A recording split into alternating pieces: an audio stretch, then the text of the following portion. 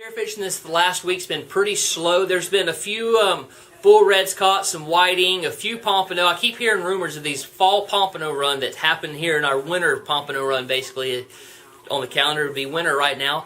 Problem is, I haven't seen any fish and I haven't heard any first-hand reports. Everybody's heard of somebody, they read it in the paper. I have not actually seen any fish being caught yet. So go out there, if you find anything, let me know. I did not hear of any kings caught last week. I'm sure there was a couple here and there, but nothing to really brag about. The bonita are either in or they're out.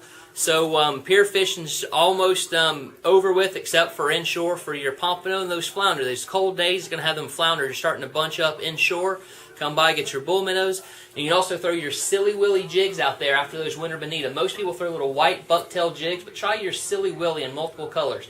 Just cast out there and work it back very erratically through the water, and you'll be surprised at what you catch.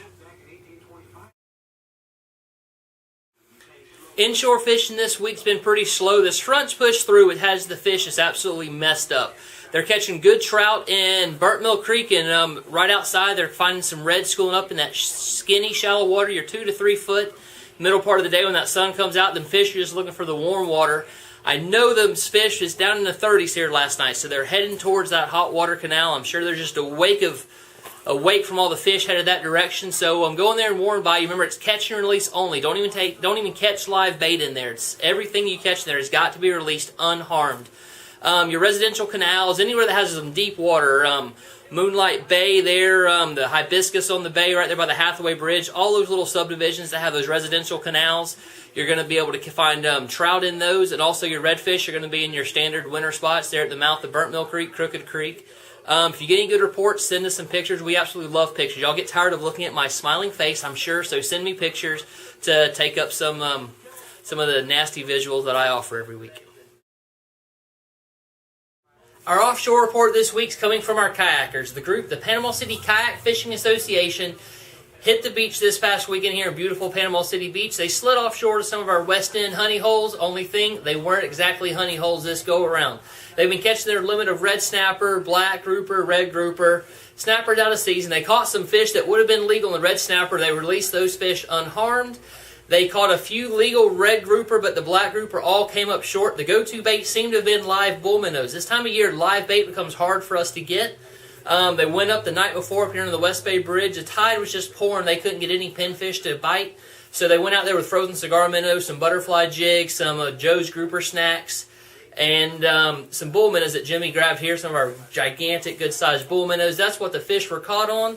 But it's just a beautiful day to get out on the water. There were 7 or 8 of them that went out, and just absolutely a beautiful day here in Panama City Beach.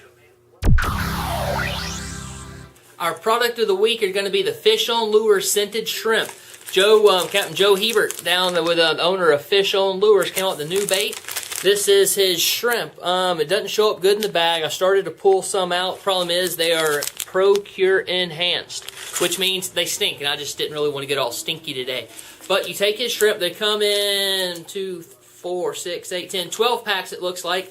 These are only $4.79. You put these under a Cajun Thunder, or what we actually like better is the Billy Bay Clackers. These are $5 for 2 compared to that to $5 for 1 of the Billy Bay or the Cajun Thunders.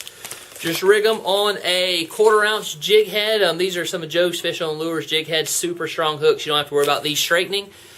Lob it out there, about an 18-inch, 20-inch fluorocarbon leader, 12 to 15 pound.